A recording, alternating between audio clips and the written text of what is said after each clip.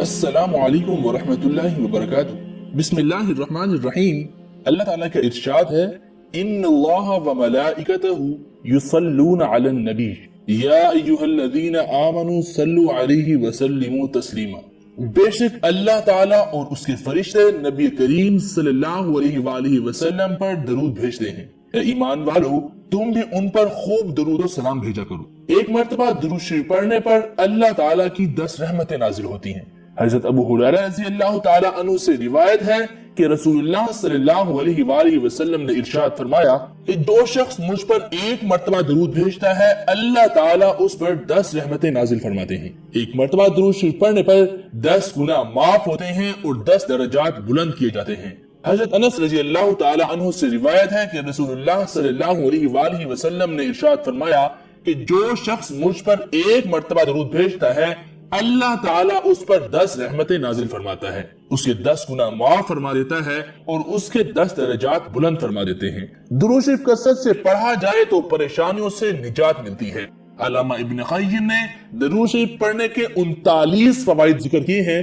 उनमें से चंद अहम फवाइद आपको यहाँ बताते हैं कि दुरूद शरीफ पढ़ने से अल्लाह ताला के हुक्म पर अमल होता है और एक मर्तबा दुरूद शरीफ पढ़ने से अल्लाह ताला की 10 रहमतें नाजिल होती हैं, 10 नेकियां लिखी जाती हैं, 10 गुनाह माफ कर दिए जाते हैं और 10 दर्जात बुलंद कर दिए जाते हैं। और दुआ से पहले दुरूद शरीफ पढ़ने से हर दुआ की कबूलियत का इम्कान ज्यादा हो जाता है। अजान के बाद मसनून दुआ से पहले अगर दुरूद शरीफ पढ़ा जाए तो क़यामत के रोज हज़रत सल्लल्लाहु अलैहि वसल्लम की शिफात नसीब होगी। और दुरूद शरीफ कसरत से पढ़ने से परेशानियां टल जाती हैं। क़यामत के रोज नबी करीम सल्लल्लाहु अलैहि वसल्लम का कुर्ब नसीब होगा। दुरूद शरीफ पढ़ने से मजलिस बाबरकत हो जाती है। जब इंसान नबी करीम सल्लल्लाहु अलैहि वसल्लम पर दरूद भेजता है तो अल्लाह ताला फरिश्तों के सामने उसकी तारीफ बयान करते हैं। दुरूद शरीफ पढ़ने वाले शख्स की उम्र, उसके अमल और रिज़्क में बरकत आती है। दुरूद शरीफ पढ़ने के जरिए नबी करीम सल्लल्लाहु अलैहि वसल्लम अपनी मोहब्बत का इजहार होता है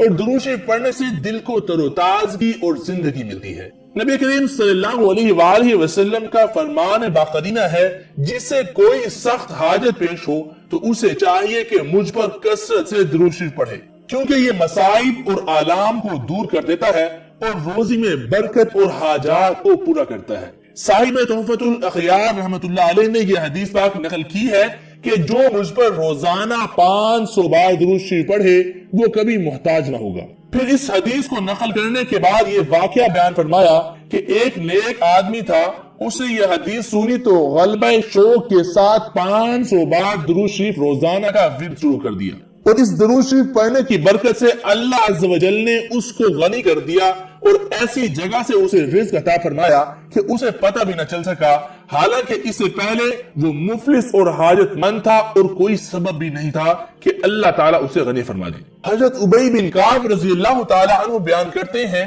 कि उन्होंने कहा कि ए अल्लाह के रसूल सल्लल्लाहु अलैहि वसल्लम, मैं आप पर ज्यादा दरूद पढ़ता हूँ, तो आप सल्लल्लाहु अलैहि वसल्लम का क्या ख्याल है कि मैं आप पर कितना दरूद पढ़ूं? तो आप सल्लल्लाहु अलैहि वसल्लम ने फरमाया, जितना चाहो। तो मैंने कहा चौथा हिस्सा।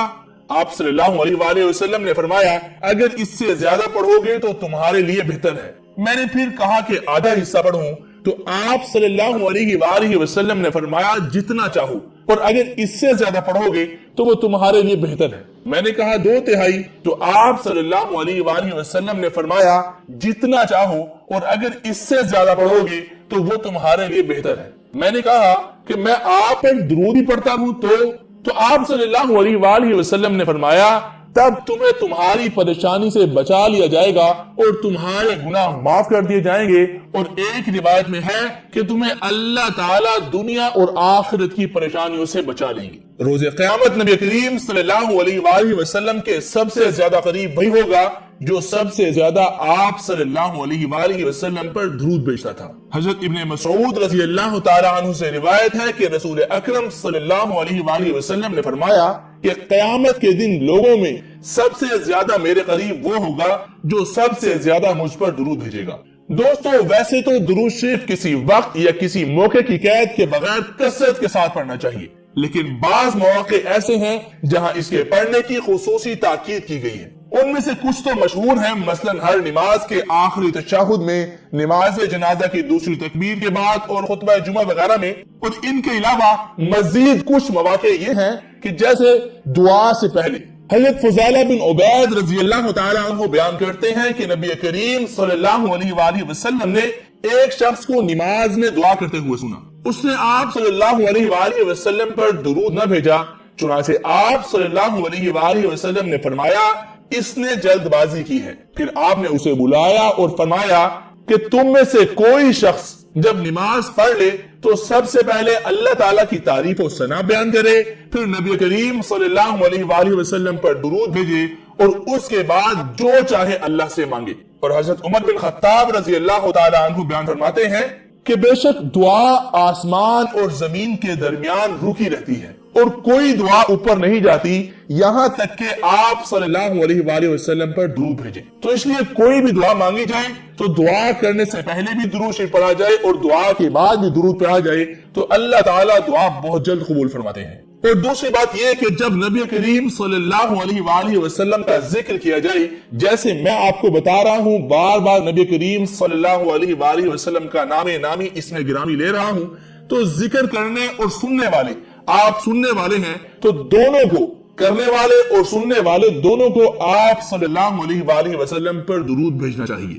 کیونکہ نبی کریم صلی اللہ علیہ وآلہ وسلم کا ارشاد ہے اس آدمی کی ناک خاک میں ملے جس کے پاس میرا ذکر کیا گیا اور اس نے مجھ پر درود نہ بھیجا۔ تو اس لیے آپ پر بھی یہ ضروری بنتا ہے کہ آپ بھی اپنی زبان مبارک سے ایک مرتبہ صلی اللہ علیہ وآلہ وسلم لازمی بول دیں، کیونکہ حدیث کا مفہوم ہے کہ بخیل ہے وہ شخص جس کے پاس میرا ذکر کیا جائے اور وہ مجھ پر درود نہ بھیجے۔ حضرت اوس بن اوس رضی اللہ تعالی عنہ سے روایت ہے کہ رسول اللہ صلی اللہ علیہ وآلہ وسلم نے جمعہ کی بعض خصوصیات ذکر کرنے کے بعد ارشاد فرمایا کہ تم اس دن مجھ پر زیادہ درود بھیجا کرو کیونکہ تمہارا درود مجھ پر پیش کیا جاتا ہے۔ تو صحابہ کرام رضی اللہ تعالی عنہم اجمعین نے کہا اے اللہ کے رسول صلی اللہ علیہ وآلہ وسلم، ہمارا درود آپ پر کیسے پیش کیا جائے گا جبکہ قبر میں آپ کا جسد اطہر تو بوسیدہ ہو جائے گا؟ رسول اکرم صلی اللہ علیہ وآلہ وسلم نے جواب دیا کہ بے شک اللہ تعالیٰ نے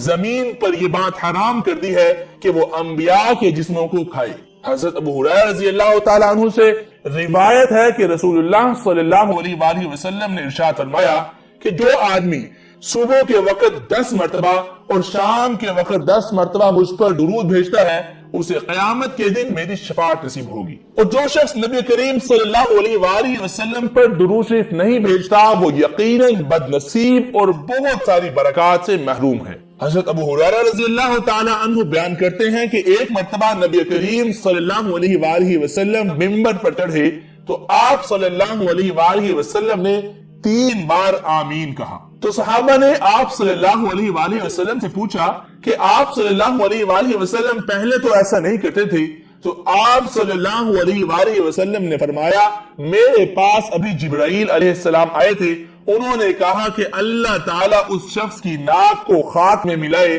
اور ایک روایت میں اس کی جگہ ایسا آتا ہے کہ اللہ تعالیٰ اسے اپنی رحمت سے دور کرے کہ جو ماہ رمضان کو پالے اور اس کی مغفرت نہ کی جائے۔ تو میں نے کہا آمین۔ دیکھیں نبی کریم صلی اللہ علیہ وآلہ وسلم نے پوری زندگی میں 3 بد دعاؤں پہ صرف آمین کہا ہے، ورنہ پوری زندگی نبی کریم صلی اللہ علیہ وآلہ وسلم نے اپنی اس گناہگار امت کے لیے ہمیشہ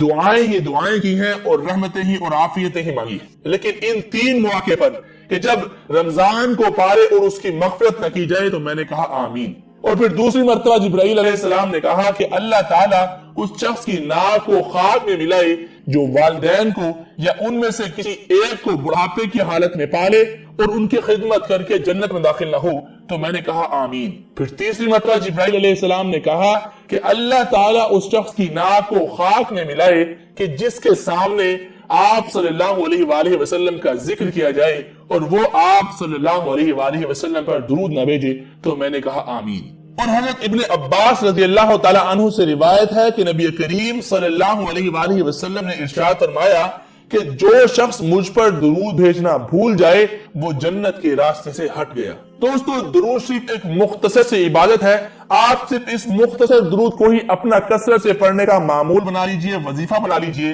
کہ صلی اللہ علیہ وآلہ وسلم صلی اللہ علیہ وآلہ وسلم، انشاءاللہ آپ کی زندگی سے تمام پریشانیاں ختم ہونا شروع ہو جائیں گی۔ ورنہ کم از کم روزانہ کے معمول میں 500 مرتبہ درود شریف پڑھنے کو اپنا معمول بنا لیجئے، کیونکہ صلی اللہ علیہ وآلہ وسلم صلی اللہ علیہ وآلہ وسلم اس درود کو 500 مرتبہ پڑھنے میں شاید بہت کم سمے لگتا ہے۔ اگر آپ ہر نماز کے بعد ایک تصویر پڑھنے کا معمول بنا لیں تو بہت آسانی ہے۔ انشاءاللہ آپ کی زندگی سے تمام پریشانیاں، تمام مشکلات، تمام حاجتیں، تمام رکاوٹیں، تمام بندشیں ٹوٹ جائیں گی، جادو جنات کا توڑ ختم ہو جائے گا اور نبی کریم صلی اللہ علیہ وآلہ وسلم کی شفاعت نصیب ہوگی۔ آخر میں اللہ رب العزت سے دعا ہے کہ وہ ہم سب کو رسول اکرم صلی اللہ علیہ وآلہ وسلم کے تمام حقوق ادا کرنے اور آپ صلی اللہ علیہ وآلہ وسلم کی اطاعت کرنے اور آپ صلی اللہ علیہ وآلہ وسلم سے سچی محبت کرنے کی توفیق دے، اور روز قیامت ہمیں آپ صلی اللہ علیہ وآلہ وسلم کی شفاعت اور آپ صلی اللہ علیہ وآلہ وسلم کے ہاتھوں حوض کوثر کا پانی نصیب کرے۔ آمین ثم آمین۔